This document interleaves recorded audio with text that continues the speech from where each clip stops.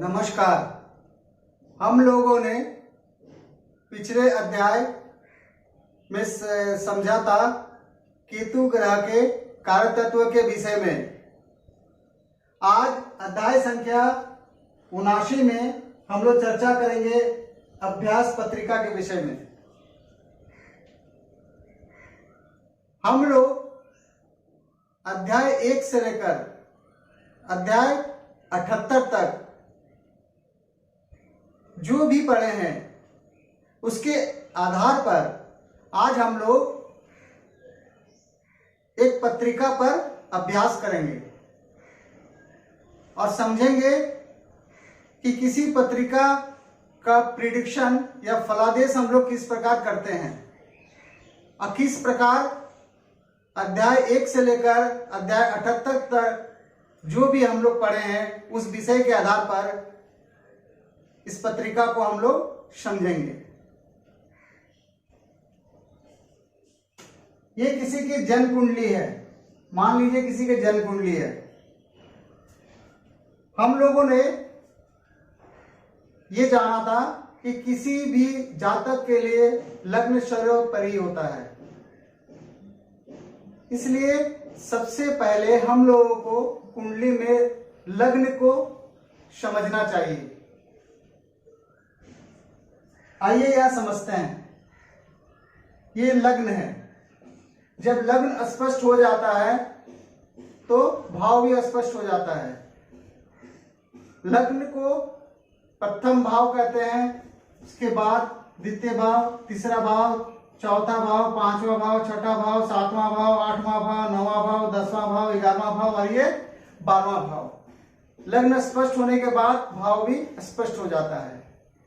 प्रथम भाव को हम लोग लग्न से जानते थे।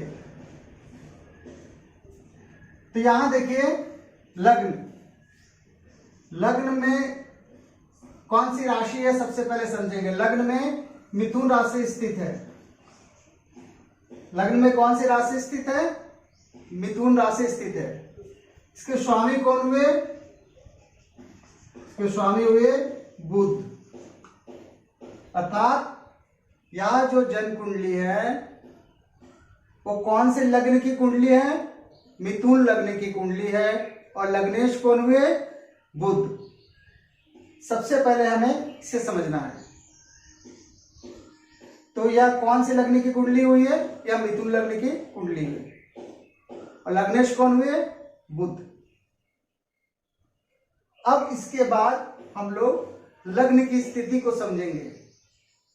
हम लोग पूर्व में भी यह जान चुके हैं कि किसी भी भाव को बलवान होने के लिए हमें 3 चीज देखना पड़ता है। भाव, भावेश और कारक के बल को। तीनों को बल को देखने के बाद ही हम समझते हैं कि वो भाव कितना बलवान है और उसके अनुसार फिर हम लोग फल कथन कहते हैं। आइए समझते हैं कि भाव कैसे बलवान होगा। सबसे पहला होता है भाव। यहां भाव को हम लोग प्रथम भाव को लग्न भी कहते हैं, सब लग्न भी कह सकते हैं। भाव सबसे पहला नियम क्या था? किसी भी भाव को बलवान होने के लिए कि भाव में भावेश स्थित हो या कोई उच्च का राशि स्थित हो। आइए देखते हैं क्या भावेश स्थित है। भावेश कौन हुआ? बुध। बुध कहां स्थित है? अष्टम भाव में स्थित है। क्या इसको देख रहा है? नहीं, ना देख रहा है ना स्थित है। इसलिए भाव को ना भावेश देख रहा है ना स्थित है। अब आके देखते हैं कि कौन कौन से ग्रह का प्रभाव इस पर है। यहां शुक्र लग्न को देख रहा है तथा चंद्रमा लग्न को देख रहा है। शुक्र और चंद्रमा दोनों शुभ ग्रह है। यहाँ चंद्रमा को हम शुभ मान लेते हैं। तो शुक्र और चंद्रमा दोनों ही शुभ ग्रह है जो लग्न पे देख रहा है, दृष्टि डाल रहा है। और कौन सी ग्रह इस पे दृष्टि डाल रहा है? क्या मंगल डाल रहा है? 1 2 3 4 5 6 7 8। नहीं, राहु डाल रहा है। 1 2 3 4 5 6 7 8 9। राहु की दृष्टि है, बस एक ही राहु की दृष्टि है। गुरु की 1 2 3 4 5 6 7 8 9। नहीं, केतु 1 2 3 नहीं।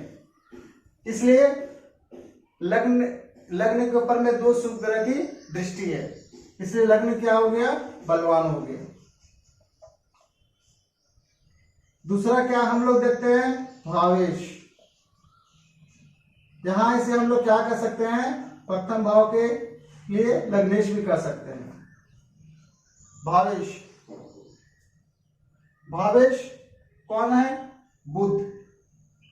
बुध कहां स्थित है, 8वें भाव में स्थित है, अर्थात 1 2 3 4 5 6 7 8, ये 8वां भाव हुआ लग्न से। और लग्न से कहां स्थित है, 8वें भाव में स्थित है। तो हमने यह बताया था कि किसी भी ग्रह को 6ठे, 8वें और 12वें भाव में जाना अच्छा नहीं कहते हैं, क्योंकि 6ठा, 8वां भाव, 12वां भाव दुख का स्थान कहलाता है। इसलिए 6ठे, 8ठे, 12वें में जाने से ग्रह क्या होता है, कमजोर हो जाता है। तो लग्नेश कहाँ स्थित है, अष्टम भाव में स्थित है। अब देखते हैं कि ये भावेश पीड़ित है या नहीं है। पीड़ित होने के लिए हम लोग समझे थे कि ग्रह का प्रभाव होना चाहिए। प्रभाव के रूप में हम लोग 3 नियम सीखे थे। क्या क्या, युति, दृष्टि और कर्तरी। चलिए आइए समझते हैं कि भावेश कपर में कौन कौन सी ग्रह की प्रभाव है। भावेश सूर्य और शनि के साथ स्थित है, अर्थात स्थित किसके साथ है भावेश, सूर्य प्लस शनि। सूर्य और शनि दोनों क्या है, अशुभ ग्रह हो गया। अब आके देखते हैं दृष्टि किसकी किसकी है। मंगल 1 2 3 4, दृष्टि में किसकी दृष्टि है, मंगल की दृष्टि है। राहु की 1 2 3 4 5 नहीं, शुक्र की दृष्टि नहीं होगी, चंद्रमा की दृष्टि नहीं होगी। गुरु की 1 2 3 4 5 6 नहीं होगी। केतु की 1 2 3 4 5 6 7 8, क्षमा चाहते हैं, 1 2 3 4 5 6 7 8 9। अर्थात भावेश पेपर में कौन कौन सा अशुभ ग्रह की दृष्टि है, केवल मंगल की दृष्टि है। और प्रभाव कौन कौन सा अशुभ ग्रह की है, सूर्य की है, शनि की है और मंगल की है। अर्थात भावेश क्या हो गया, पीड़ित हो गया। कमजोर अष्टम में गया तो कमजोर हो गया और प्लस पीड़ित हो गया। अर्थात भावेश क्या हो गया, बलवान नहीं हुआ। तीसरा हम लोग देखते हैं कारक। कारक अर्थात यहां स्त्री कारक के रूप में लग्न के स्त्री कारक कौन होते हैं, सूर्य। हम लोगों ने कारक के विषय में पढ़ रखा है सभी के स्त्री कारक। तो लग्न के स्त्री कारक कौन हुए, सूर्य। आइए देखते हैं सूर्य कहाँ स्थित है। सूर्य अष्टम भाव में स्थित है। सूर्य कहाँ स्थित है, अष्टम भाव में स्थित है। और अष्टम में किसी भी ग्रह का जाना अच्छा नहीं है। आइए आप देखते हैं किन किन ग्रहों का प्रभाव है। सूर्य किसके साथ स्थित है, ये हो गया बुध, ये हो गया सूर्य। किन किन ग्रह के साथ स्थित है, बुध प्लस शनि के साथ स्थित है। शनि अशुभ ग्रह है, नैसर्गिक अशुभ ग्रह है। बुध के लिए हम लोग क्या समझे थे, बुध शुभ के साथ शुभ और अशुभ के साथ अशुभ होता है। यहाँ बुध शनि के साथ स्थित है, जिसके कारण बुध क्या हो गया, अशुभ हो गया। दूसरा दृष्टि। दृष्टि किसकी होगी, केवल मंगल की ही दृष्टि होगी। अर्थात कारक के ऊपर में 3 अशुभ ग्रह की दृष्टि है तथा कारक अष्टम भाव में स्थित है, जिसके कारण कारक भी क्या हुआ, बलवान नहीं हुआ।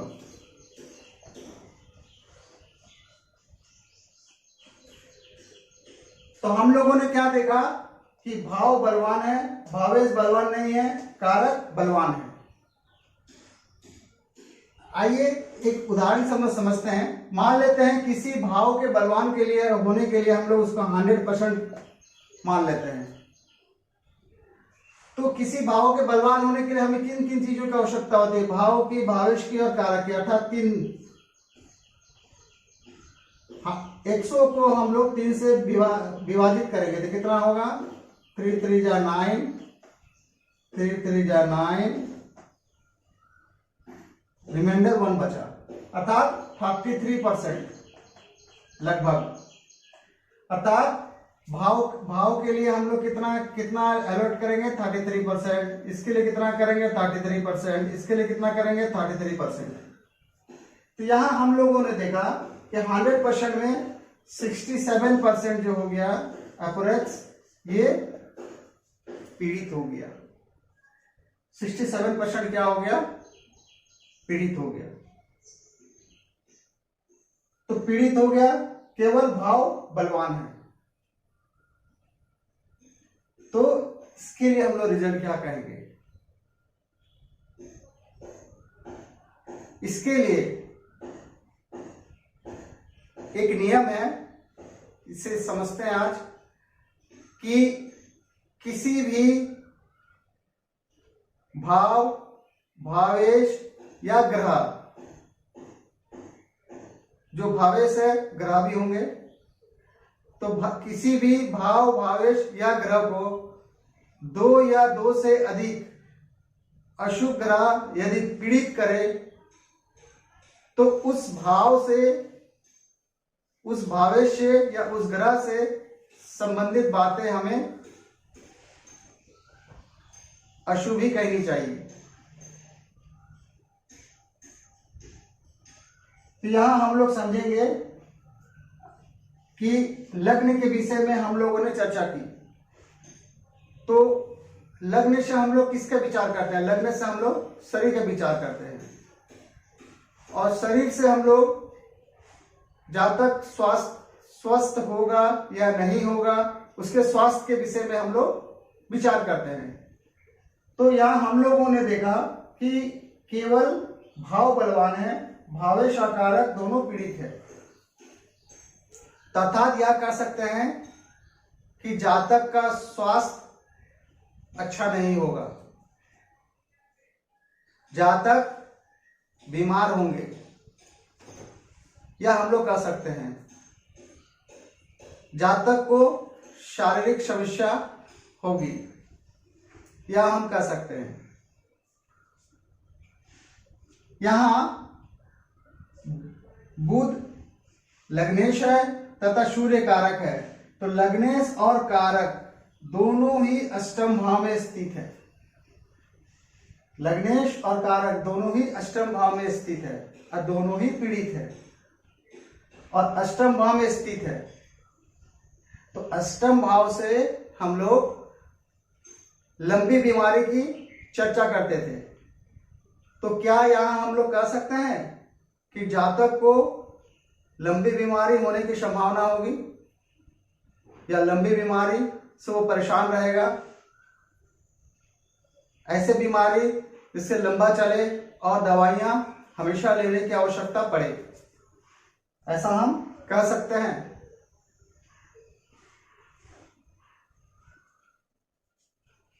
अब कुंडली में हम लोगों ने लग्न को समझ लिया, उसके जातक के स्वास्थ्य के विषय में हम लोगों ने समझ लिया।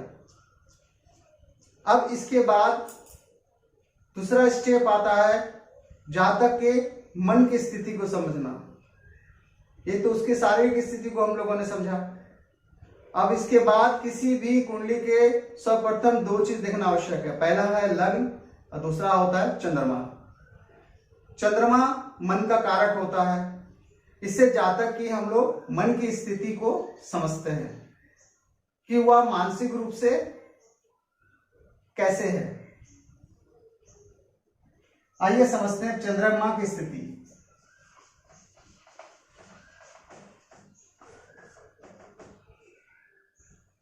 चंद्रमा कहां स्थित है? चंद्रमा केंद्र में स्थित है।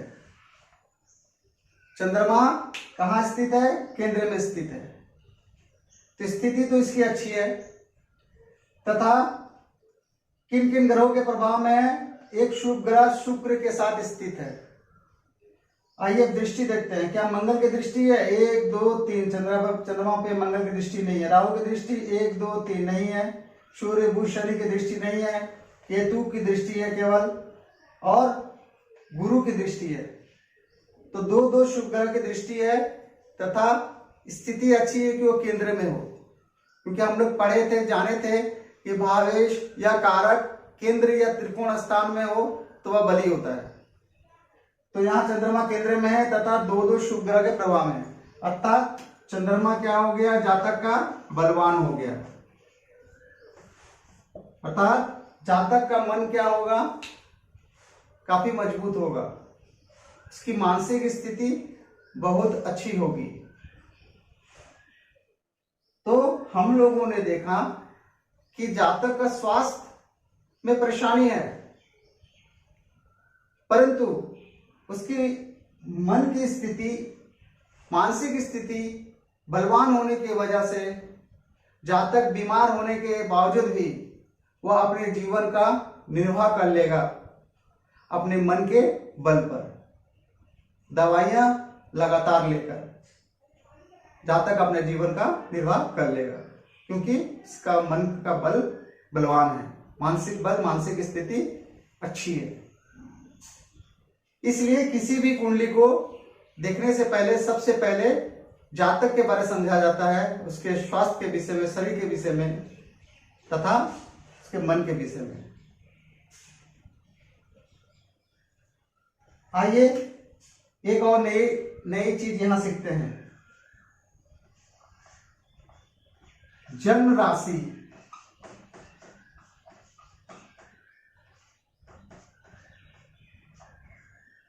जन्म राशि, जन्म राशि किसे कहते हैं?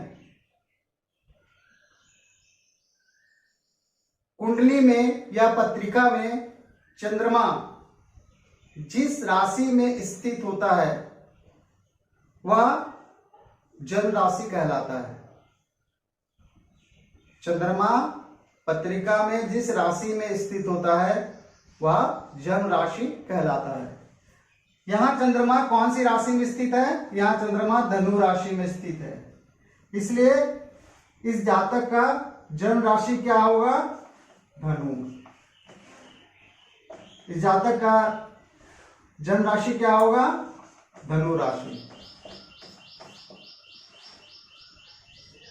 कितना सरल है कि एक नजर देखते ही आप समझ जाएंगे कि इसकी जन्म राशि कौन सी है। किसी की पत्रिका में भी चंद्रमा जिस राशि में स्थित होगा उस राशि का स्वामी जो होगा, क्षमा चाहते हैं, उस राशि, वो जो राशि होगा वह राशि उसकी जन्म राशि होगी। तो यहां पर चंद्रमा धनु राशि में स्थित है तो जन्म राशि क्या हो गया? धनु राशि। और लग्न की राशि क्या हो गया? मिथुन राशि, अर्थात मिथुन लग्न। तो हम यहाँ कह सकते हैं कि यह जातक की कुंडली जो है मिथुन लग्न की है तथा धनु राशि की है।